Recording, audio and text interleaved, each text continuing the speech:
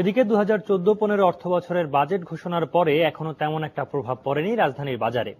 তবে দু একদিনের মধ্যে কর আরোপের প্রস্তাবে পণ্যের দাম বাড়তে পারে বলে আশঙ্কা ক্রেতাদের। আর বিক্রেতারা বলছেন তারা এখনো বাজেটের তথ্য জানেন না এবং আগের দামেই বিক্রি করছেন পণ্য সামগ্রী। তামাকজাত পণ্যের উপর কর বাড়ানোর আভাস পাওয়ার বেশ আগে থেকেই সিগারেট সহ সব ধরনের তামাকজাত পণ্যের দাম বাড়িয়ে দিয়েছেন বিক্রেতারা। তারা বলছেন বেশি দামে কিনতে হয় বলেই বাড়তি দাম নিচ্ছেন তারা।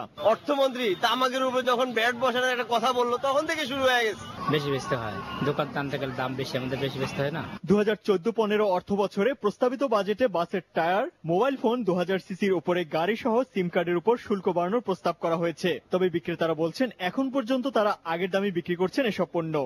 নতুন যে ক্লায়েন্ট আসতেছে সেই টায়ারের দাম বাড়তি কম নিয়ে আলাপ আলোচনা হচ্ছে, তখন দেখা যায় আমাদের যারা পুরনো ক্লায়েন্ট তাদের কাছে আমরা প্রশ্নের সম্মুখীন হচ্ছি। বাজারের যে সার্কুলারটা আমরা পেলে প্রাইসটা কতটুকু বাড়বে আমরা সিদ্ধান্ত নেব আর কি। পত্রিকায় দেখলাম যে মোবাইলের দাম সম্ভবত বাড়বে, সেক্ষেত্রে হয়তো 2-4 দিনের ভিতরে জিনিসটা বোঝা যেতে পারে। আপাতত কোনো পরিবর্তন আমরা দেখছি না।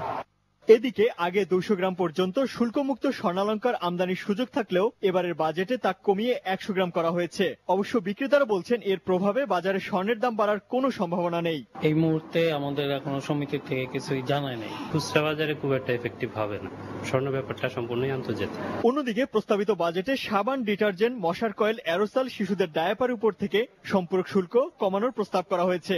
আমাদের দোকানে আগের মাল যেভাবে কিনে আছে আগেরগুলো আগের দামে বিক্রি করছেন।